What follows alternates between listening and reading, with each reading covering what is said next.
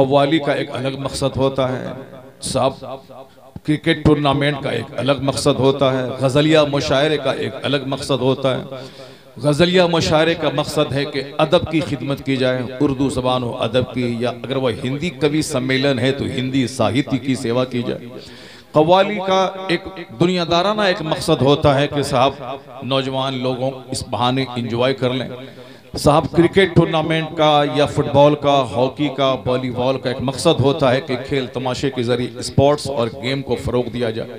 तो सबका एक अलग अलग मकसद होता है। जलसे का मकसद होता है कि इस प्लेटफॉर्म से आवाम तक अल्लाह रसूल का पैगाम पहुंचा दिया जाए।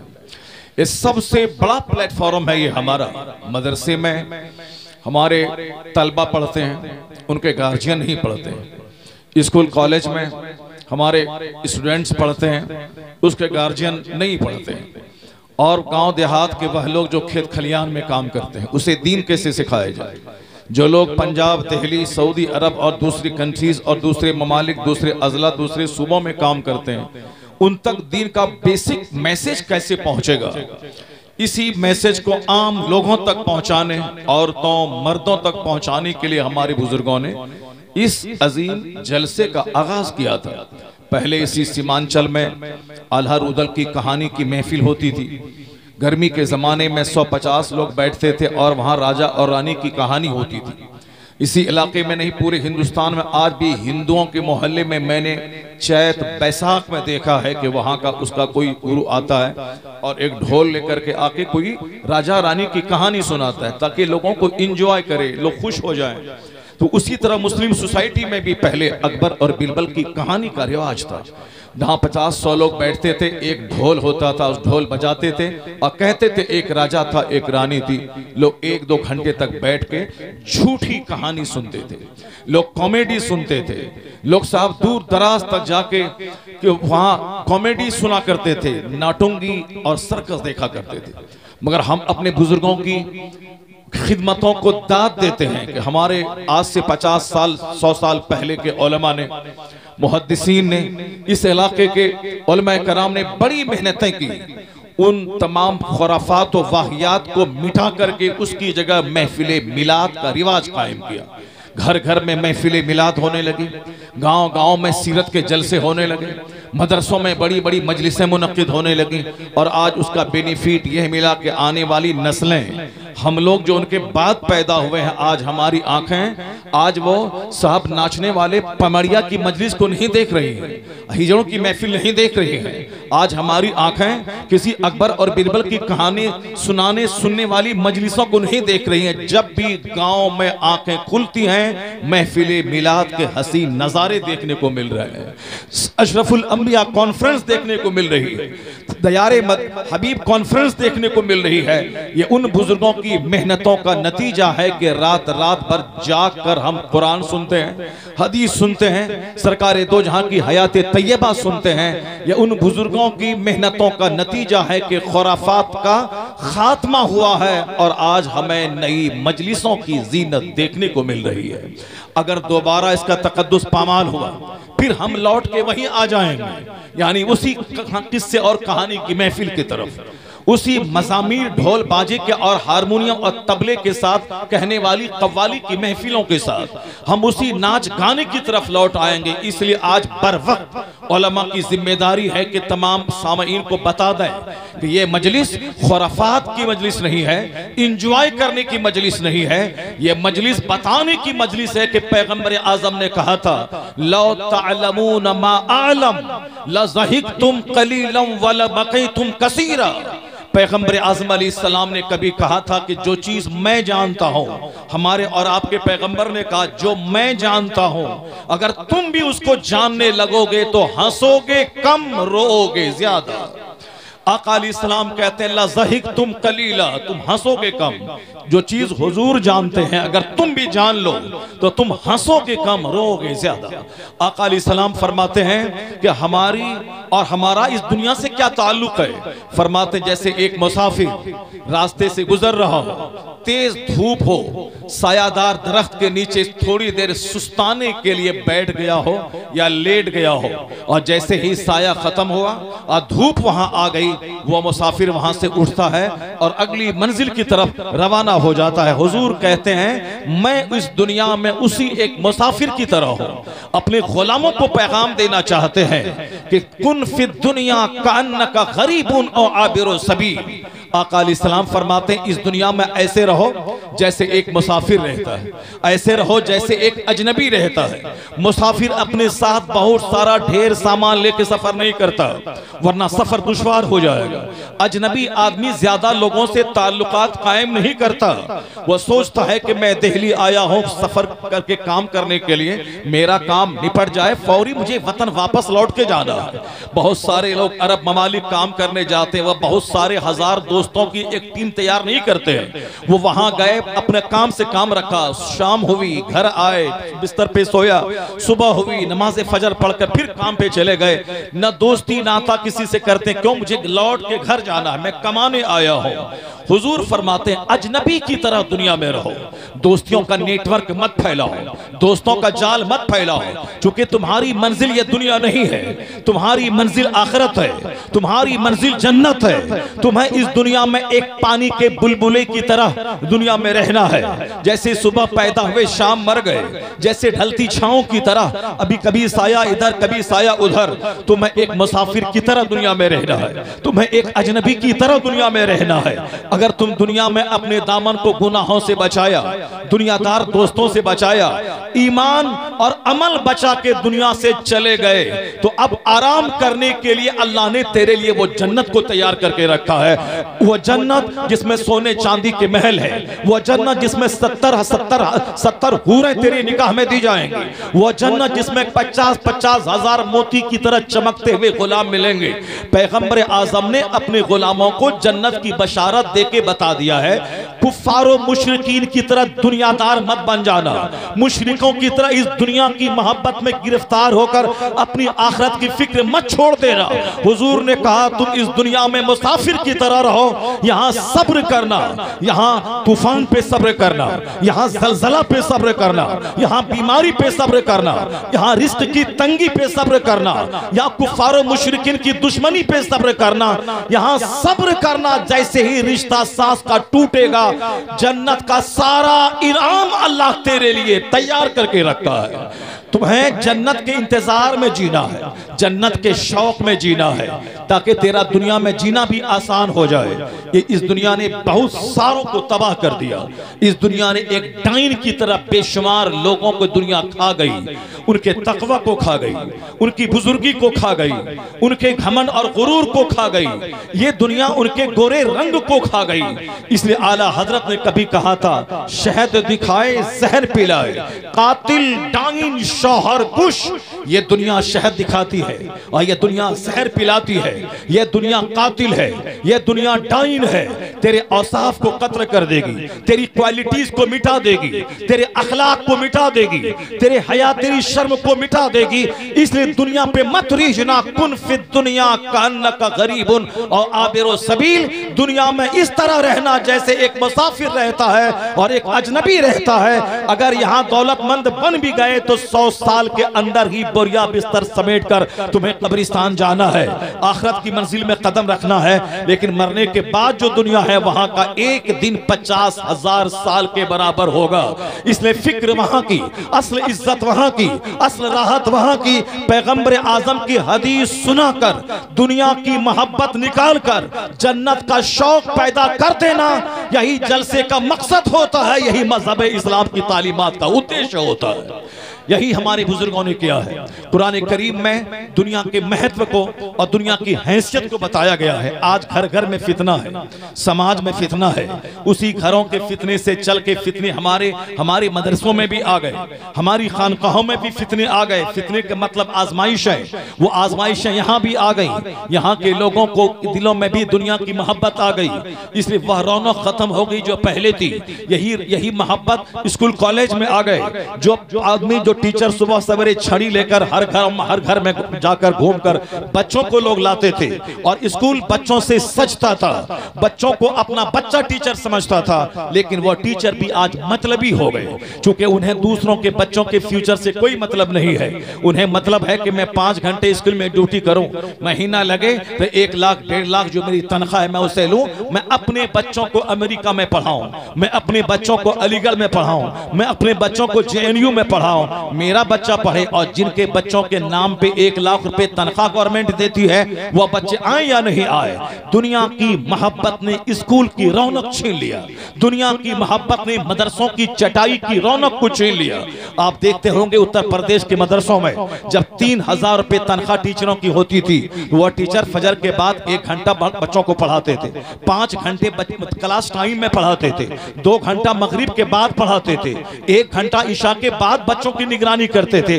कुल मिलाकर 9 से लेके 10 घंटे तक टाइम दिया जाता था उसी 5000 रुपए तनख्वाह में। लेकिन जब गवर्नमेंट ने 1.5 लाख रुपए तनख्वाह कर दी कि हर महीने अब वह 5 घंटे भी बमुश्किल तमाम नौकरी अपनी बचाने के लिए वो मेहनत है 5 घंटे आके पढ़ाते हैं।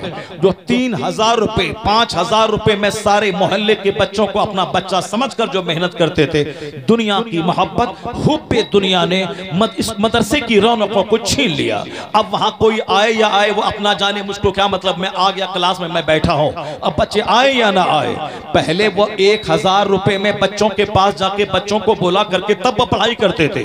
मैं कहता स्कूल और कॉलेज को भी दुनिया की मोहब्बत ने उजाड़ दिया, वहीं से ये गंदगी चल के आई और फिर वो गंदगी हमारे स्कूल और मदरसों में भी दाखिल हो गई। नतीजे में मुट्ठी भर लोग रह गए आखिरत की मोहब्बत में बच्चों पे मेहनत करने वाले। अक्सर लोग सिर्फ अपने बच्चे को बच्चा समझते हैं और समाज के बच्चों पे उनकी मेहनतें खत्म हो गई। मैं आपसे कहना चाहता हूं, जिस तरह दूसरों के यहाँ पे इंजॉय करने के लिए मजलिसें मुनक्किद होती थी कि लोग यहाँ आएंगे, नाचेंगे, थुरकेंगे और गाएंगे और फिर 1 घंटे तक इंजॉय करके वो मजलिसों से चले जाएंगे। दुनियादारों की मजलिसों में जहाँ खेल तमाशा होता था, जहाँ हारमोनियम तबला बजता था, जहाँ दूसरों को इंजॉय करने के लिए स्टेज पर नाचने वाली खवातीन आती थी और आज भी आ रही है, वहाँ आने का मकसद था दुनिया में इंजॉय करे, लज्जतें हासिल करे, मरने के बाद क्या होगा कौन देखा है, यही मुझे इंजॉय करना है, यही मुझे आंखों को सेकना है, यही मुझे कानों में गाने की आवाज सुनना है, यही अपना गम हल्का करना है। तो गम हल्का करने के लिए बड़े बड़े प्रोग्राम मुनक्किद हो रहे हैं, मगर हमारे बुजुर्गों ने 1400 साल से लेकर आज तक मस्जिदों के खुतबे से सबक सीखा कि 5 वक्त की नमाजों में खुतबा हो न हो, जुमा का खुतबा कंडीशन मशरूत है। जिस तरह बगैर वजू के नमाज नहीं होगी, उसी तरह बगैर खुतबे जुमा की नमाज नहीं होगी। ताकि कंपलसरीली एक दिन हफ्ता में वाज सुने बंदा, एक दिन जरूर लोगों तक अल्लाह का पैगाम पहुंचाया जाए। खुतबे जुमा में अरब हो या अजम, हर जगह एक आयत की तिलावत होती है, इन्नल्लाह यअमुरु बिल अदल वल इहसान व इताए ज़िल कुर्बा व यनहा अनिल फहशाए वल मुनकर वल बग़ी यइज़ुकुम लअल्लकुम तज़क्करून। कभी आपको तौफीक मिले तो इमाम साहब के पास आके कहें कि 6666 कमोबेश आयतों में सिर्फ एक आयत की तिलावत अरब में भी होती है और अजम में भी होती है जुमा के खुतबे में। आखिर क्या मतलब है? 6000 से ज्यादा आयतें हैं कुरान में, उन आयतों की तिलावत जुमा के दिन खुतबे जुमा में क्यों नहीं होती है? जिस दिन आपको तौफीक मिलेगी और उस दिन आप इमाम साहब के पास आके पूछेंगे कि इन्नल्लाह यअमुरु बिल अदल, मैं 4 साल की उम्र से सुन रहा हूं, अभी 84 साल की उम्र के हो गए तो भी वही मैं सुन रहा हूं, आखिर इसमें रीजन क्या है? एक आयत ही हर जुमा के दिन रिपीट क्यों उसकी की जाती है? जिस दिन आपको शौक पैदा होगा उस दिन ये इमाम साहब आपको बताएंगे कि मुहद्दिसीन ने कहा है, मुफस्सिरीन ने कहा है कि कुरान पाक की तो सारी आयतें लाजवाब है, सब अल्लाह का कलाम है, मगर कुछ आयतें ऐसी हैं जो बिल्कुल जामे कहलाती है, यानी जिसमें समंदर को कूजे में समो दिया गया है, जो बिल्कुल मुख्तसर और जामे आयत है, जिसमें तमाम तालीमात को बयान कर दिया गया है। उन्हीं जामे आयतों में एक आयत है इन्नल्लाह यअमुरु बिल अदल, जिसके बारे में मुफस्सिर कहते हैं इसके पढ़ देने का मतलब हुआ कि सारा कुरान पढ़ दिया गया। इसके पढ़ने का मतलब सारा कुरान पढ़ दिया गया हर जुमा के दिन। उसका मीनिंग क्या होता है? बेशक अल्लाह हुक्म देता है अदल करने का, इंसाफ करने का, एहसान करने का, नेकी करने का और अपने रिश्तेदारों को देने का, यानी सखी बनने का, कंजूस बनने का नहीं। हर जुमा के दिन इन 3 बातों का जिसका हुक्म इस आयत करीमा में दिया गया लोगों के सामने बयान किया जाता है कि अदल करना, जुल्म मत करना, एहसान करना, पाप मत करना, रिश्तेदारों को देना, रिश्तेदारों को निचोड़ने, रिश्तेदारों किसके सामने हाथ फैलाकर भीख मांगने के लिए तुम पैदा नहीं हुए हो। तुम सखी बनना, अल्लाह तुझको देगा। रोजाना 2 फरिश्ते आसमान से जमीन पे नाजिल होते हैं। बुखारी शरीफ की हदीस में कहा गया है मा मिन यौमिन युस्बिहुल इबादु फी इल्ला मलकान यनज़िलान, कोई दिन ऐसा नहीं गुजरता जिस दिन आसमान से 2 फरिश्ते नाजिल ना होते हो। वह दोनों फरिश्ते क्या कहते हैं? यक़ूलु अहदुहुमा, उनमें से एक कहते हैं अल्लाहुम्मा आते मुनफ़िक़न खलफ़ा, ए अल्लाह जो लोग तेरी राह में खर्च करते हैं, जो मुनफिक हैं, जो इन्फाक करते हैं, खर्च करते हैं, इलाही उनको और नवाज, उसको और तू दे। इसीलिए खर्च करने वाला कभी महरूम नहीं रहता। खर्च करने वाला 10 देता है, अल्लाह उससे 100 देता है। जो 100 खर्च करता है, अल्लाह उसे 1000 देता है। खर्च करने का मतलब सिर्फ मदरसे में नहीं देना, मस्जिद में नहीं देना, अपने गरीब रिश्तेदारों को देना, अपनी गरीब बहन को देना, अपनी गरीब फूफी को देना, अपनी गरीब चची को देना, जो यतीम हो गए उन बच्चों को देना, ताकि मुस्लिम समाज कंगालों का समाज ना हो, मुस्लिम समाज गरीबों का समाज ना हो। यहूदियों का समाज कंगाल का समाज हो सकता है, चूंकि वहां सदक़े फित्र का सिस्टम नहीं है, वहां ज़कात का सिस्टम नहीं है, वहां उश्र का सिस्टम नहीं है। लेकिन अगर जिस मजहब में उश्र का सिस्टम है कि जमीन से फसल पैदा हो तो कोठी में बाद में रखना, वआतू हक़्क़हू यौम हसादी, खेती कटने के दिन उसका हक निकाल देना। उसका हक निकाल के अल्लाह के फरिश्ते को मत देना कि अल्लाह के फरिश्ते खाने से पाक है, अल्लाह रब्बुल इज्जत खाने से पाक है। या जमीन से उगने वाली सारी फसलें, चाहे खीरा हो, चाहे ककड़ी हो, चाहे बैंगन हो, चाहे गेहूं हो, चाहे चावल हो, यह खेती अल्लाह ने दी है।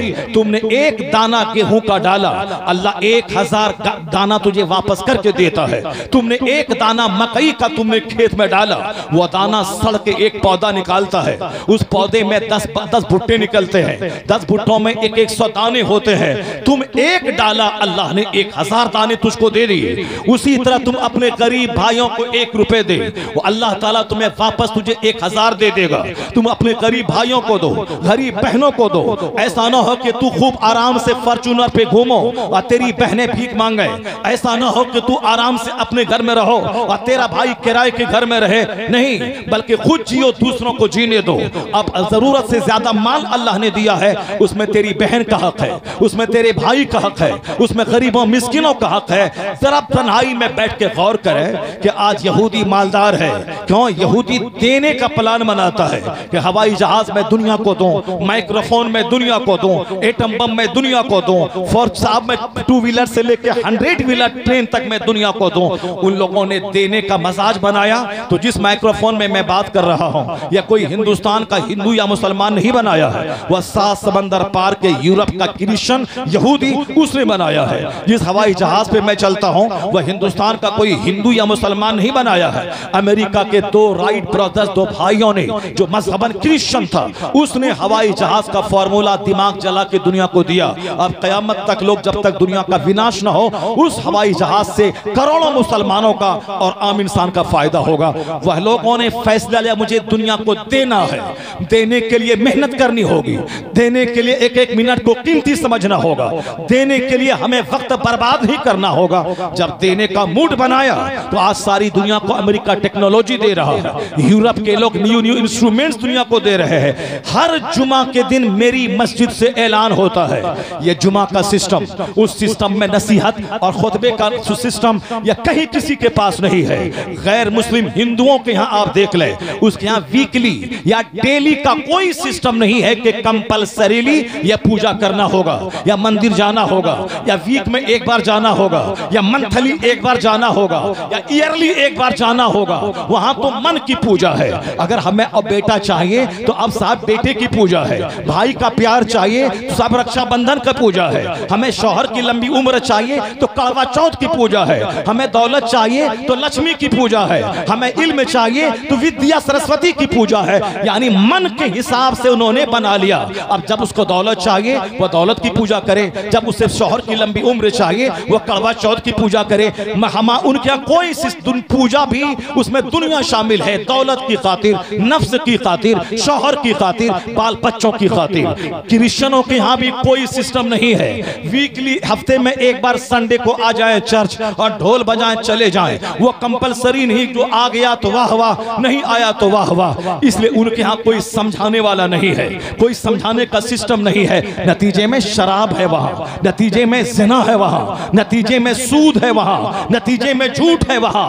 यहूदियों के यहाँ ज़िनाकारी कसरत से, शराब नोशी कसरत से, कोई डांटने वाला नहीं है, कोई बोलने वाला नहीं है, कोई समझाने वाला नहीं है। मगर इस्लाम का एहसान है कि हर जुमा के दिन खुतबा के जरिए, खुतबा जुमा के जरिए हम समझाने का एक सिस्टम दिया गया है, समझाने का एक सिस्टम दिया है। 5 वक्त की नमाजें जहां चाहे पढ़ ले, जुमा की नमाज जमात के साथ होगी, जुमा की नमाज से पहले खुतबा होगा, तकरीर होगी, तकरीर का मतलब उसमें वाज किया समझाया जाएगा। जिस तरह बगैर वजू के नमाज नहीं होती, उसी तरह बगैर खुतबे जुमा के जुमा की नमाज नहीं होती है। तो हमारे यहाँ जुमा का सिस्टम, ताकि बड़ी जमात हफ्ते में हो, नमाज पंजगाना रोजाना 5 बार हो, पंजगाने में तकरीर की कोई जरूरत नहीं है, हो ना हो, मगर जुमा के दिन तकरीर की जरूरत है, वह फर्ज है, वह मशहूर शर्त है खुतबे जुमा।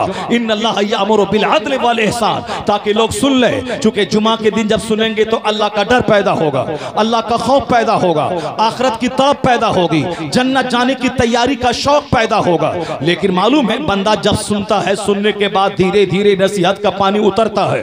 जुमा के दिन मुझको डर लगा, नहीं मुझे कुफ्फार मुशरिकीन की तरह दौलत नहीं जमा करना है।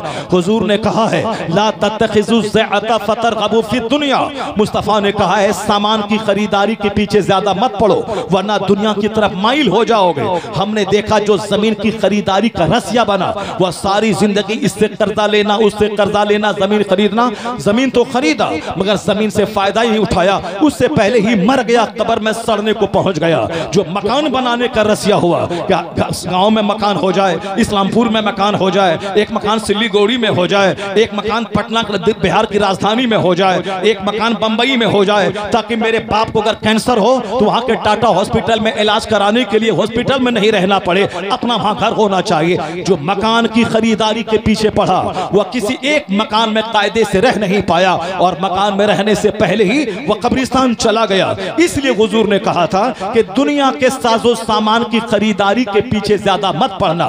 ला तत्तखिजु ज़यआ, तो असबाबे दुनिया के पीछे तो अपना दिमाग मत लगाना, दुनिया में मुसाफिर की तरह रहना, ज्यादा साजो सामान के चक्कर में मत रहना, अपनी औलाद की फिक्र में अपनी आखिरत बर्बाद मत करना। जो अल्लाह तुम्हें रोजी देता है वही अल्लाह तेरी औलाद को भी रोजी देगा। तुमने अपनी मेहनतों से बच्चों को नहीं पैदा किया है। शादी के 50 साल हो गए, हजारों लाखों लोग दुनिया में है जिनको औलाद नहीं पैदा हुई। क्या मतलब? औलाद अपनी मेहनत से पैदा होती है। औरतें बांझ होके मर गई और एक बच्चा पैदा नहीं हुआ। वह लड़की की तमन्ना लेके मर गई, लड़की तक नहीं हुई, लड़का तो छोड़िए एक बेटी तक उसको नहीं हुई।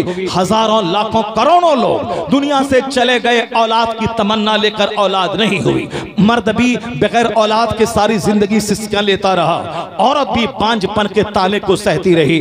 अगर अपने हाथ की चीज होती औलाद तो हर मर्द 50 खूबसूरत बेटों को पैदा कर लेता और बेटी को नहीं पैदा करता। अगर तमन्ना होती तो एक बहुत ही lean and thin handsome smart खूबसूरत बेटी को पैदा कर लेता ताकि उसकी शादी में कोई ताखीर ना हो। यहाँ 50 साल से मेहनतें जारी हैं, औलाद नहीं हो रही है। और कोई बगैर मेहनत के एक ही हमल में उसके 2 बच्चे पैदा हो रहे हैं, 10 साल में 20 बच्चे पैदा हो गए। इसका मतलब औलाद में हमारी मेहनतों का दखल नहीं है, वो अल्लाह का फजल है, वह फजल इलाही है। जिसे चाहता है बेटा बेटी दोनों देता है, जिसे चाहता है सिर्फ बेटा देता है, जिसे चाहता है सिर्फ बेटियां देता है, जिसे चाहता है दोनों से महरूम रखता है। ये अल्लाह रब्बुल इज्जत का काम है। तो जब अल्लाह रब्बुल इज्जत का ये काम है तो तुम अपने बच्चों के लिए फिक्रमंद क्यों हो कि 4 बेटा है 4 मकान बना के देना है, 4 बेटा है 4 मार्केट बना के देना है, 4 बेटे हैं 4 शहर में मकान उसको बना के देना है। उसके चक्कर में तेरी नमाजें छूटी।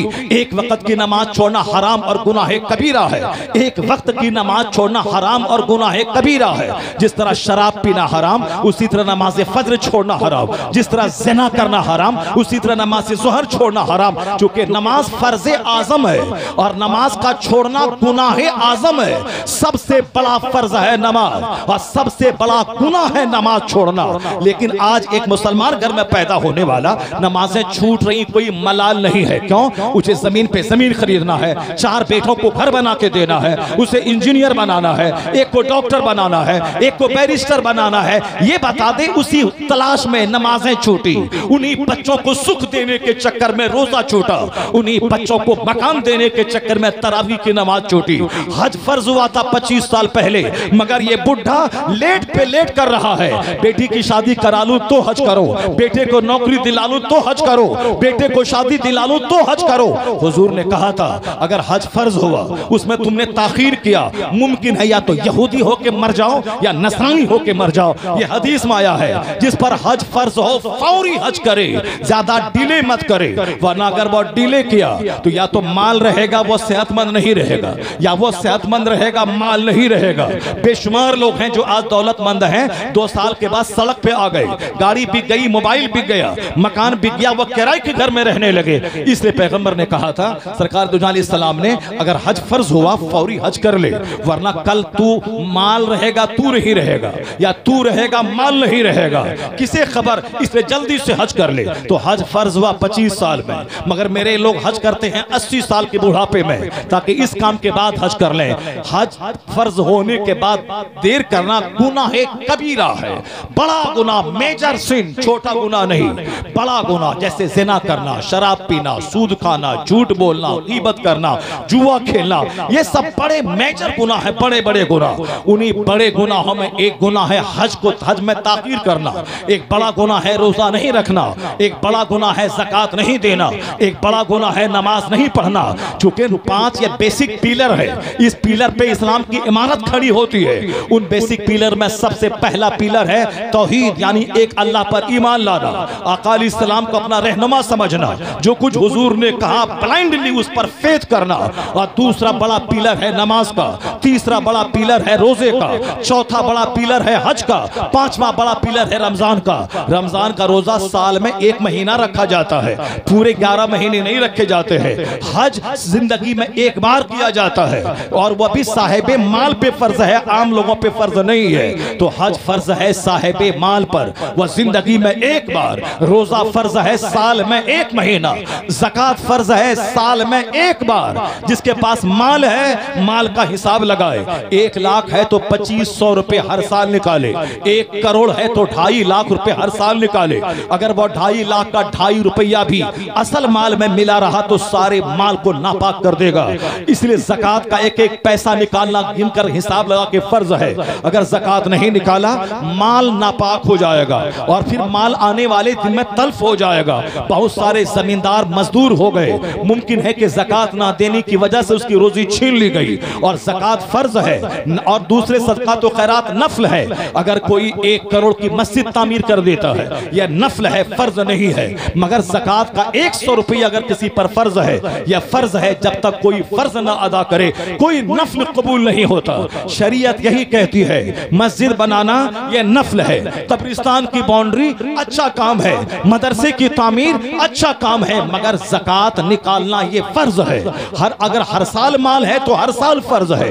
अगर 50 भर सोना हर साल है, वह बक्स में बंद है, तो भी हर साल ज़कात फर्ज है। साल कि एक बार निकाल दिया तो हो गया, नहीं, तुम्हारे पास जरूरत से ज्यादा माल है तब ना वह सोना बचा रहा। अगर जरूरत होती तो सोना बेच के तू खा जाता, तेरे खाने से बच गया है वह सोना, इसीलिए उस सोने पे ज़कात फर्ज है और हर साल फर्ज है जब तक वह सोना तेरे पास है। तो जेवरात पे ज़कात फर्ज है, साहब वो पहनने का जेवर है या बक्स में रखा हुआ जेवर है, सब पर ज़कात फर्ज है। ज़कात कोई नहीं निकाले और 1 करोड़ की मस्जिद तामीर कर दे, आला हजरत लिखते हैं यह नफल नेकी मुअल्लक रहेगी जब तक के फर्ज न अदा करे।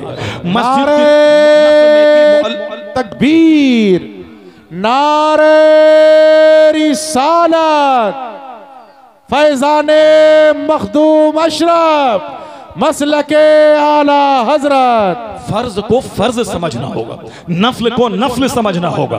आज हम बताशा लेके मजार पे चले गए और 1 करोड़ की मुरादें मांग के वहां से आ गए। आज हम साहब मजार पे जाने को, लोहबान जलाने को, अगरबत्ती सुलगाने को बहुत बड़ी चीज समझ लेते हैं लोग। अगरबत्ती सुलगाने वाला फराइज़ व वाजिबात की अहमियत को समझना होगा। क्या चीज नफल है, क्या चीज फर्ज है।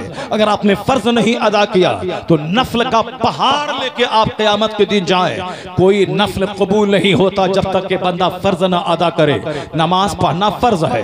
14वीं शाबान को रात भर नफल नमाज पढ़ना ये नफल है। और कोई नफल कबूल नहीं होता जब तक के बंदा फर्ज न अदा करे। और साहब 10वीं मुहर्रम को मस्जिद में जाके 5 घंटे बैठ 5 घंटे रह के वहां 1 लाख बार दरूद पढ़ना ये नफल है। फजर, जोहर, असर, मगरिब पढ़ना ये फर्ज है। और कोई नफल कबूल नहीं होता जब तक के बंदा फर्ज न अदा करे। तो फर्ज छोड़कर कोई नफल काम नहीं आएगा, वह नफल मुअल्लक रहेगा। इसी को न समझने की वजह से कोई जुमरात के दिन फातिहा अपने घर में दिला दिया, सोचता है मैंने बहुत बड़ा काम किया, जन्नत मेरी पक्की हो गई। कोई अजमेर मोहल्ला चला गया, गरीब नवाज के आस्थाने पे चादर चढ़ा दिया, तो सोचता मैंने बहुत बड़ा काम किया, मैंने जन्नत खरीद के अजमेर से मैं आ गया। कोई साहब 1 लाख रुपए खर्च करके बगदाद चला गया और वहां से लौट आया जैसे जन्नत मैंने खरीद लिया है। आने के बाद नमाज छूटे, रोजा छूटे, हज छूटे, ज़कात छूटे, सब चलेगा, मगर बगदाद से लौट के मैं आ गया हूं इसलिए जन्नत हमारे लिए पक्की है। ये शरीयत नहीं है। शरीयत कहती है नफल नफल है, फर्ज फर्ज है, वाजिब वाजिब है। फर्ज को फर्ज के दर्जे में रखो, वाजिब को वाजिब के दर्जे में रखो, सुन्नत को सुन्नत के दर्जे में रखो, नफल को नफल के दर्जे में रखो। अपना रोजा रखना फर्ज है। 1 लाख आदमी को इफ्तार करवाना नफल है। अगर कोई बंदा हर दिन 1 लाख आदमी को इफ्तार पार्टी देता हो, यह नफल है। यह नफल लेटी नफल नेकी हंग रहेगी। हंग का मतलब मुअल्लक रहेगी जब तक कि बंदा फर्ज से सुबुकदोश न हो जाए। तो अपना रोजा रखना फर्ज है और 1000 आदमी को डेली इफ्तार करवाना नफल है और यह नफल नेकी मुअल्लक रहेगी जब तक कि अपना फर्ज न अदा करे।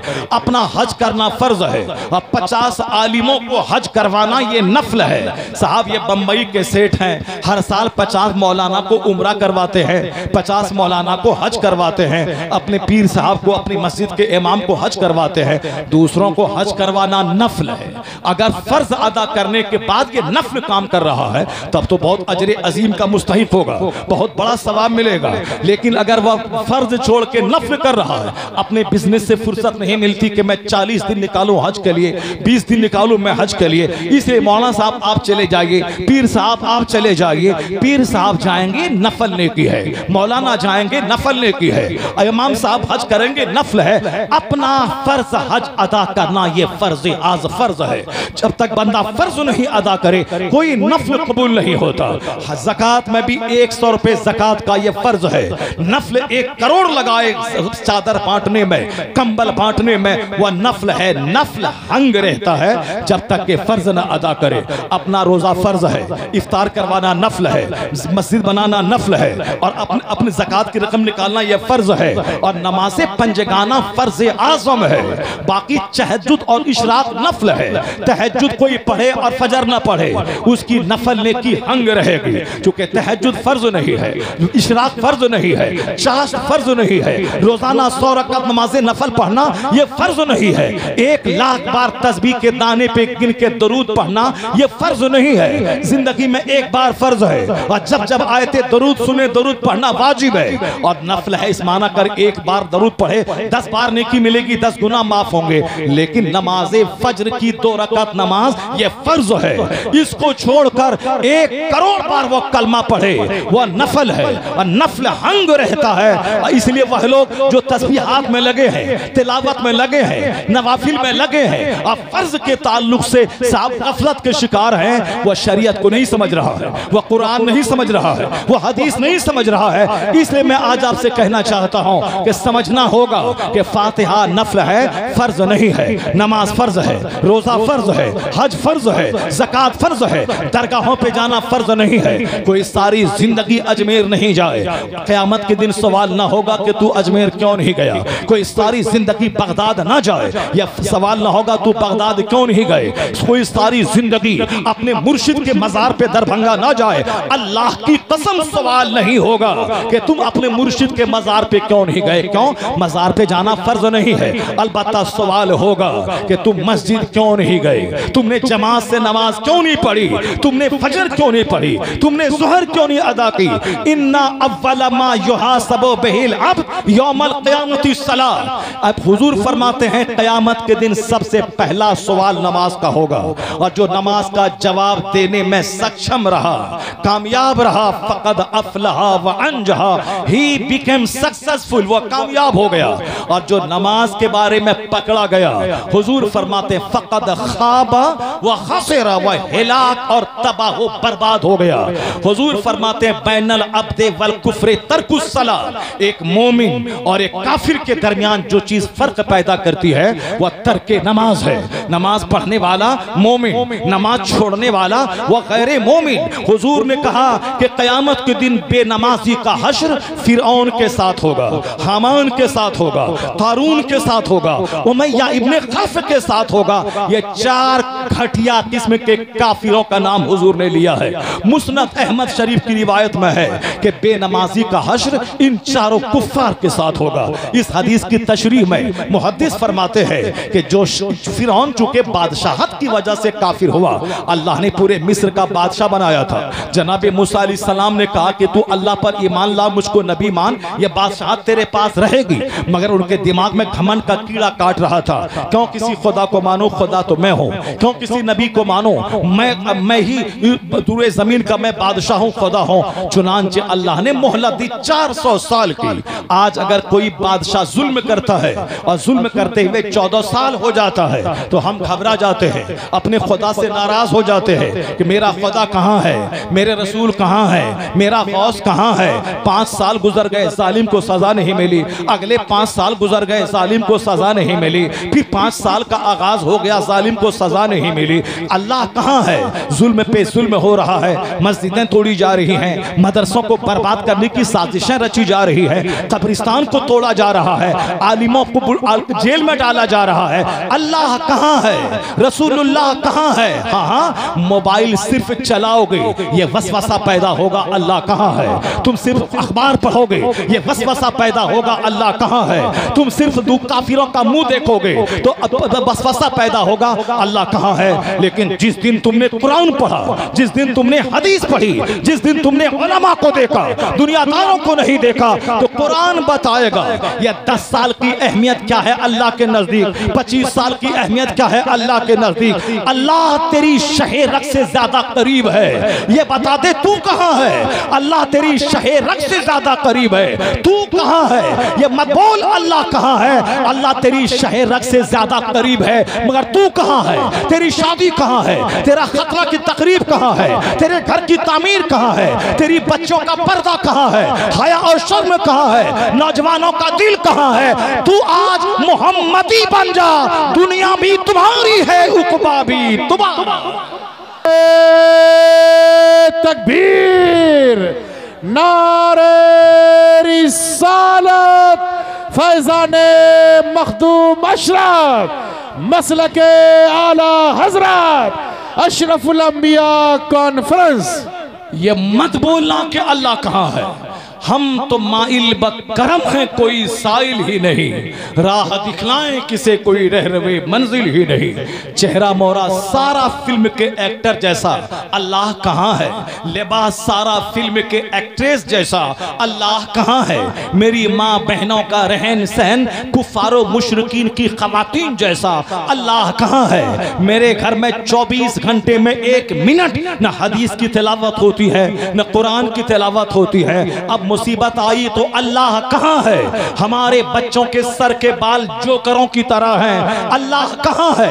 हमारे नौजवान बेटों के हाथ में सोने चांदी की अंगूठियां या अंगूठी पहनना हराम है सोने की, चांदी की सिर्फ एक अंगूठी पहनना जायज है। हमारे नौजवानों के गले में सिकरी है चांदी की, सोने का चैन है। ये काफिरों को देख देख कर हाथ में बाला पहना गया, काफिरों को देख देख कर गले में चैन पहना जाता है, काफिरों को देख देख कर पांव में धागा बांधा जाता है, काफिरों को देख देख कर फटा हुआ पैंट पहना जाता है, काफिरों को देख देख कर हाफ पैंट चड्डी पहन के माँ बहन बेटियों के सामने घूमा जाता है। अपने बाल बच्चों को कुरान न पढ़ा के गले में टाई डलवा के यहूदों नसारा के स्कूल को आबाद किया जा रहा है। अल्लाह कहाँ है?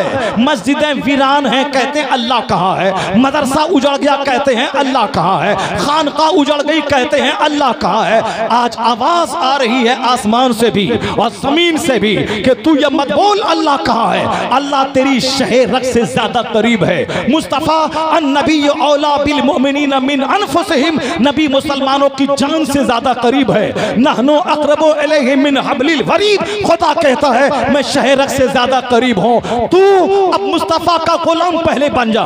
तेरा लिबास मुस्तफवी, तेरे घर की तकरीबात मुस्तफवी, तेरे बाल बच्चों का कल्चर मुस्तफवी। जिस दिन तू मोहम्मदी बन गया, जन्नत तो वहां मिलेगी, हुकूमत यहाँ मिलेगी, सल्तनत यहाँ मिलेगी, राहत यहाँ मिलेगी, इज्जत यहाँ मिलेगी, सुकून यहाँ मिलेगा, चैन यहाँ मिलेगा। फर्क सिर्फ इतना है, तू मुस्तफा का गुलाम बन जा, सारी दुनिया की इमामत तुझे मिल जाएगी, सारी दुनिया की इमामत तुझे मिलेगी। शर्त है कि तू मोहम्मदी बन जा।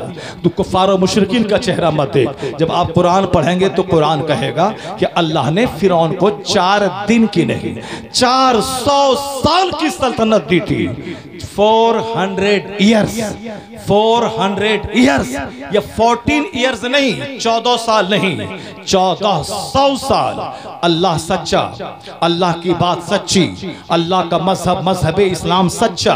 कभी डाउट मत करना कि अल्लाह है कि नहीं है, माज़अल्लाह, वरना काफिर हो जाओगे अगर शक किया। तुम्हारी बीवी तेरे निकाह से निकल जाएगी अगर शक किया। कभी शक मत करना, अल्लाह है, अल्लाह सारी दुनिया चलाता है। अल्लाह ने क्या कहा? हुकूमत मैं देता हूँ, हुकूमत मैं छीनता हूँ। कुलिल्लाहुम्मा मालिकल मुल्क तुतिल मुल्क मन तशा व तंज़िउल मुल्क मिम्मन तशा व तुइज़्ज़ु मन तशा व तुज़िल्लु मन तशा। तो आपने कभी कुरान पढ़ा ही नहीं, समझा ही नहीं, तो जानेंगे कैसे? अल्लाह कहता है सारे बादशाहों का बादशाह है वह खुदा, जिसे चाहता है सल्तनत देता है और जिससे चाहता है छीन लेता है। इस आयत करीमा की रोशनी में सल्तनत देना अल्लाह का काम, हुकूमत छीनना अल्लाह का काम। तो हमने वह काम अपने हिस्से में ले लिया कि हम हुकूमत बनाते हैं, हम हुकूमत छीनते हैं, हम हुकूमत बिगाड़ते हैं। इसीलिए हमारा बच्चा नमाजी न बन करके वह सियासी लीडर बन गया, पॉलिटिशियन, पॉलिटिकल माइंडेड हो गया। अब 24 घंटे गांधी की बात, नेहरू की बात, नीतीश की बात, लालू की बात, मायावती की बात, साहब तृणमूल कांग्रेस की नेता ममता बनर्जी की बात। छोटा छोटा बच्चा साहब तृणमूल की बात कर रहा है, छोटा छोटा बच्चा नीतीश और लालू के पीछे पागल है, छोटा छोटा बच्चा मायावती और साहब न जाने किस किस का नाम वो रट रहा है। ये पक्का सियासी बन गया और इसलिए इसके दिल दिमाग में हमेशा सियासत वाली बातें और पेचीदगी वाली बातें रहती है। 24 घंटे में एक बार अल्लाह का कलाम नहीं पढ़ता, एक बार मुस्तफा की हदीस नहीं पढ़ता, एक बार आलिमों के पास जाके जन्नत जाने का रास्ता नहीं सीखता। इसलिए दिमाग में खुराफात पैदा हुए। हम हुकूमत बनाते हैं, हम हुकूमत उजाड़ते हैं, हम चाहें तो हुकूमत बनेगी, हम चाहें तो हुकूमत उजड़ेगी। ये कुरान कहता है हुकूमत देने वाला अल्लाह, हुकूमत छीनने वाला अल्लाह, और हम हुकूमत के पीछे लग गए। और हमारा काम क्या था? हमारा काम है वमा खलक़तुल जिन्न वल इंस इल्ला लियअबुदून। अल्लाह कहता हमने इंसान और जिन्नात को पैदा किया है इबादत के लिए। हमको अल्लाह ने पैदा किया इबादत के लिए, और अल्लाह कहता दुनिया मैं चलाता हूँ, जिसे चाहता हूँ हुकूमत देता हूँ और जिससे चाहता हूँ छीन लेता हूँ। हुकूमत देना अल्लाह का काम, हुकूमत छीनना अल्लाह का काम। हमारा काम है 8 घंटे रात में नींद लेने के बाद, दुकान जाने से पहले, खेत खलियान जाने से पहले, जिस रब ने नींद की नेमत दी पहले उसको सजदा कर लिया जाए, पहले उस रब की बारगाह में जाया जाए। 2 रकात नमाज फज्र दुनिया भर की बादशाहत से बेहतर है। मुस्लिम शरीफ के हदीस में आया है रकाअतल फज्र खैरुम मिनद दुनिया व मा फीहा। 2 रकात of Fajr is better than the world and whatever is in it, यानी दुनिया और जो कुछ दुनिया में है उससे बेहतर है फजर की 2 रकात नमाज। दुनिया भर की सल्तनत, दुनिया भर के खजानों से बेहतर है 2 रकात नमाज। चूंकि विश्वास नहीं रहा इसलिए नींद प्यारी है, नमाज नहीं प्यारी है। विश्वास नहीं रहा, खेल तमाशा यूट्यूब पे रक्स प्यारा है, नमाज नहीं प्यारी है। जिस दिन हर मुसलमान के दिमाग में यह बात बैठ जाए कि फजर की 2 रकात नमाज दुनिया और दुनिया की सारी बादशाहत से बेहतर है, मैं उम्मीद करता हूं कि एक मुसलमान का मर्द, मुसलमान घराने की एक औरत नमाज फजर बगैर पढ़े हुए नहीं रह पाएगी। क्योंकि दुनिया की सारी सल्तनत से बेहतर फजर की 2 रकात नमाज है। लेकिन हमने उसको समझ लिया ये ऑप्शनल चीज है, ये एक साथ इख्तियारी चीज है। पढ़ लें तो ठीक है, नहीं पढ़ें तो कोई हर्ज की बात नहीं है। या फिर ये नमाज पढ़ना बूढ़े बुजुर्गों का काम है। जब 70 प्लस हो जाएंगे, समाज के जो बूढ़े होते हैं, जिस तरह हिंदुओं के यहाँ कोई 80 बरस का हो जाता है, वो बैठ के हाथ में घंटी लेके झाम बजाता है। उनके जवान लोग कहते हैं अब इनकी मौत नजदीक आ गई है इसीलिए घंटी बजाता है। मेरी बूढ़ी नानी बड़ी पूजा करती है, मेरा बूढ़ा दादा बड़ा पूजा करता है, क्योंकि वो 80 साल 80 प्लस है। वो साहब टीका लगाता है, वह तुलसी के पेड़ के पास रहता है। उसी का देखा देखी मुसलमानों ने ये समझ लिया कि हमारी सोसाइटी का बूढ़ा नमाज पढ़ेगा, जवान नहीं। और जुमा के दिन ये बूढ़े नमाज पढ़ेंगे, जवान नहीं। उन्हीं का देखा अब जवान नमाज पढ़े, अरे जवानी में नमाज, जवानी में दाढ़ी, जवानी में पंजाबी कुर्ता, जवानी में सर पे टोपी, ये काम तो बूढ़ों का है। ये हिंदुआना सोच है, ये हिंदुआना सोच है। और इस्लामी सोच क्या है? हुजूर फरमाते हैं मरू औलादकुम बिस्सलात व हम अबनाओ सबे सनीन वदरिबूहुम अलैहा व हम अबनाओ अश्र सनीन। मुस्तफ़ा कहते हैं जब तेरे बच्चे की उम्र 7 साल हो उसे नमाज का आदेश दे। कभी पढ़ेगा, कभी छोड़ेगा, कभी ज़ोहर पढ़ेगा, कभी असर पढ़ेगा, कभी मगरिब छोड़ेगा। और हुजूर फरमाते अगर 10 साल की उम्र तक तेरे बच्चे मुकम्मल नमाज के पाबंद नहीं बने तो अब उसको मार के नमाजी बना। वदरिबूहुम अलैहा, उस पर मारो उसे। और जब नमाजी बन जाए फर्रकू बैनहुम फिल मदाजी, उनकी ख्वाबगाहें अलग कर दे, उनका बिस्तर अलग कर दे। अब यह 10 साल से आगे वाला, जब आगे वाला बच्चा ये बहन के साथ न सोए, ये अपनी माँ के साथ न सोए, ये अपने बाप के साथ एक बिस्तर पे न सोए।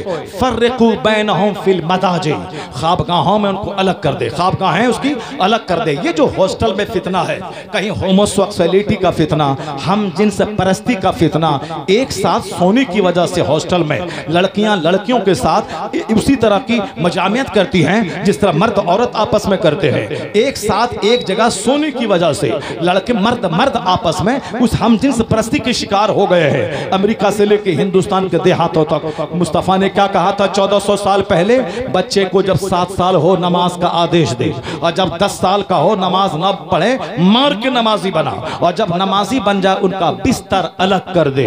उस वक्त तक तो कोई नहीं शायद समझा होगा, लेकिन 1400 साल गुजर जाने के बाद जब औरतों में बदअखलाकी पैदा हुई, मर्दों में अलग से बदअखलाकी पैदा हुई, तब लोग कहते हैं काश दुनिया पैगंबर आजम की उस हदीस पर अमल कर ली होती, ये हम जिन्स परस्ती की खतरनाक लानत इस दुनिया में नहीं टपकती। तो जहां नजर आज दुनिया के दानिश्वरों की गई है, वहां नजर मुस्तफा की 1400 साल पहले गई है। इसलिए दुनिया का कोई दानिश्वर बड़ा नहीं, सबसे आला व औला हमारा नबी, सबसे बाला व वाला हमारा नबी। पैगंबर आजम का फरमान सबसे आला है, पैगंबर का फरमान सबसे बाला है। हुजूर ने क्या फरमाया? कुरान पाक पढ़ा करो, कुरान पाक पढ़ने से सीने का जंग साफ होता है। आका ने क्या फरमाया?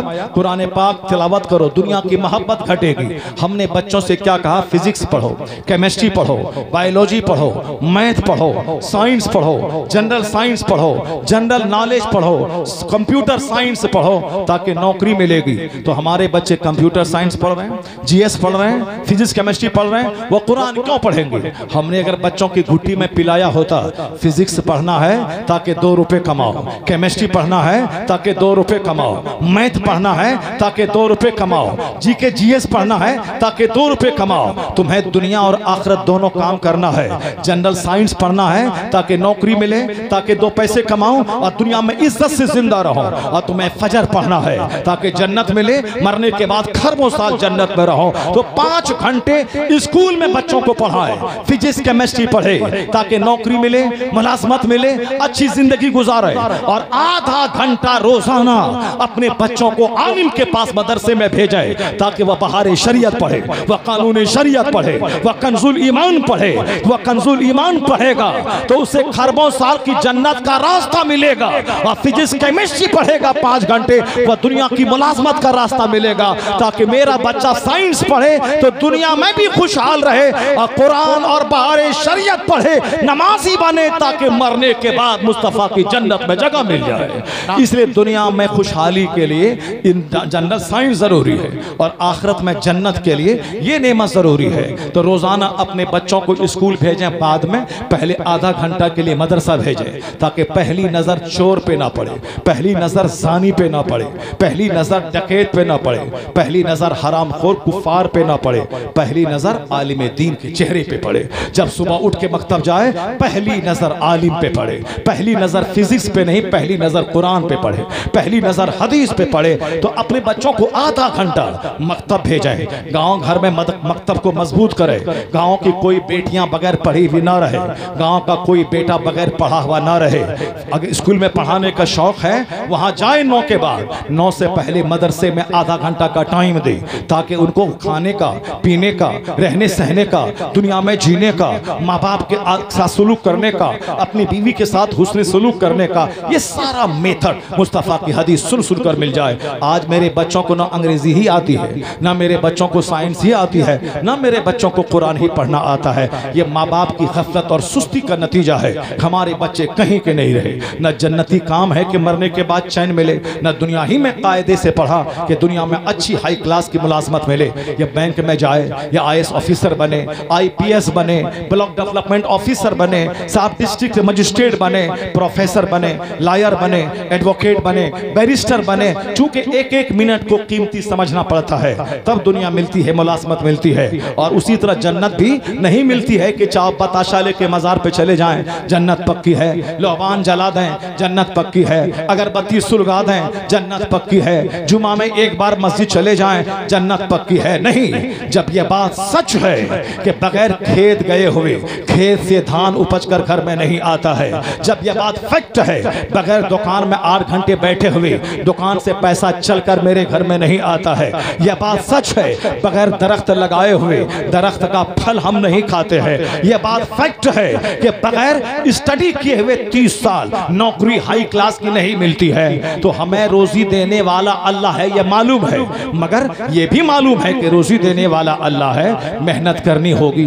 खेत जाना होगा, दुकान में बैठना होगा, 30 साल पढ़ना होगा, कंपटीशन फेस करना होगा, तब मैं नौकरी मिलेगी, तब 2 रुपए कमा के मैं खाऊंगा। जब दुनिया के बारे में आप इस कदर सेंसिटिव हैं कि रोजी देने वाला अल्लाह है मगर खेत जाना होगा, दुकान जाना होगा, बस यहीं से सोच ले कि बख्शने वाला अल्लाह है, माफ करने वाला अल्लाह है, जन्नत देने वाला अल्लाह है। तो जिस तरह रोजी देने वाला अल्लाह है मगर खेत गए बगैर रोजी नहीं आती है घर में, उसी तरह तुम्हें समझना होगा कि जन्नत देने वाला अल्लाह है मगर मुझे मस्जिद जाना होगा, मुझे तिलावत करनी होगी, मुझे नमाज पढ़ना होगा। जिस तरह खेत गए बगैर रोजी नहीं मिलती है, उसी तरह मस्जिद गए बगैर भी जन्नत नहीं मिलती है। नारे तकबीर, नारे रिसालत, अशरफी दूल्हा मुफ्ती शहरयार रजा साहब किबला। अपने बच्चों की घुट्टी में ये बात पिलानी होगी, उसे बताना होगा कि ये फर्ज है, ये वाजिब है, ये नफल है, ये सुन्नत है। उसे कुरान पढ़ा के बताना होगा कि मेरा खुदा वो है जो नमरूद की नहीं चलने दिया। नमरूद पूरी दुनिया का बादशाह था, लेकिन जब दिमाग में कीड़ा काटा और कीड़ा काटने के बाद लोगों को गुलाम बनाना शुरू किया, लोगों से सजदा करवाने लगा, अत्याचार और जुल्म करने लगा, तो अल्लाह ने 10 साल छोड़ दिए, अल्लाह ने 20 साल छोड़ दिए, अल्लाह ने 30 साल छोड़ दिया, अल्लाह ने 40 साल छोड़ दिया। तो 40 साल 4 दिन नहीं है, 40 बरस 50 बरस अल्लाह ने छूट दी। 50 बरस मेरे लिए 50 बरस है, अल्लाह के लिए 50 सेकंड भी नहीं है। तो जिस नमरूद को अल्लाह ने दुनिया की बादशाहत दी, जब अत्याचार बढ़ा, जब जुल्म बढ़ा, तो अल्लाह हुकूमत देना भी जानता है। और एक मामूली मच्छर से तड़पा तड़पा के नमरूद को मारना भी जानता है। एक मामूली मच्छर ने नमरूद को तबाह बर्बाद कर दिया। मेरा वह खुदा है जो हुकूमत देना भी जानता है, हुकूमत छीनना भी जानता है। वही मेरा खुदा है जो फिरौन को 400 साल की लंबी हुकूमत दी, लेकिन जब जनाबे मूसा ने समझाया कि अल्लाह को मान, मुझको नबी मान, अल्लाह रब्बुल इज्जत से डर, कहा कौन खुदा, कैसा खुदा, मैं हूँ खुदा। अल्लाह ने 100 साल की छोड़ दी, संभल जाए, 200 साल की छोड़ दी, शायद संभल जाए, 300 साल की छोड़ दी, शायद संभल जाए, 400 साल की छोड़ दी, शायद संभल जाए, लेकिन नहीं संभला। जब नहीं संभला तो अल्लाह ने बीच समंदर में फिरौन को डुबा के मार के बता दिया। उसकी सड़ी हुई लाशें 3000 साल के बाद आज भी मिस्र के म्यूजियम में मौजूद है। तो अल्लाह ने बता दिया, कुरान पढ़ो, कुरान में ये कहानी है कि जो 400 साल हुकूमत देना जानता है, वह 4 सेकंड में दरिया में डुबा के मारना भी जानता है। इसलिए एक कौम मुस्लिम जब कुरान पढ़ेगा तब पता चलेगा मेरा खुदा कमजोर नहीं है। जो खुदा मेरा कल के फिरौन को नहीं छोड़ा, 400 साल के बाद पकड़ा, कल के नमरूद को पकड़ा, इसलिए विश्वास कर ले तेरा मजहब कभी खतरे में नहीं था, आज खतरे में नहीं है, कयामत तक खतरे में नहीं रहेगा। वह छूट देता है, वह कल के फिरौन को भी तड़पा के मारा था। अगर आज का कोई नमरूद, आज का कोई फिरौन, आज का कोई अबू जहल, आज का कोई चंगेज खान अगर इस्लाम पे जुल्म करेगा तो अल्लाह छूट देना भी जानता है, फिर उसे घेर के तड़पा के मारना भी जानता है। तो जो अल्लाह कल के नमरूद को नहीं छोड़ा, मेरा यकीन है वह आज के नमरूद को भी नहीं छोड़ेगा, आज के फिरौन को भी नहीं छोड़ेगा। वह हुकूमत देना भी जानता है, हुकूमत छीनना भी जानता है। इसलिए इस्लाम के ताल्लुक से, इस्लाम के ताल्लुक से, इस्लाम के फ्यूचर के ताल्लुक से आप फिक्रमंद ना हो। आप किस काम के लिए पैदा हुए हैं? वमा खलक़तुल जिन्न वल इंस इल्ला लियअबुदून। तबारकल्लज़ी बियदिहिल मुल्क। बड़ी बरकत वाला है वह खुदा जिसके कब्जे में है बादशाहत। वो अल्लाह है जिसने मौत और हयात पैदा की है ताकि वह आजमाए कि तुम में से किसके काम अच्छे हैं। अल्लाह ने हमें पैदा करके दौलत का मुकाबला करने, कपड़े का मुकाबला करने, खाने का मुकाबला करने नहीं पैदा किया है। वरना मकान तो आज चमार के पास भी फलकबोस है।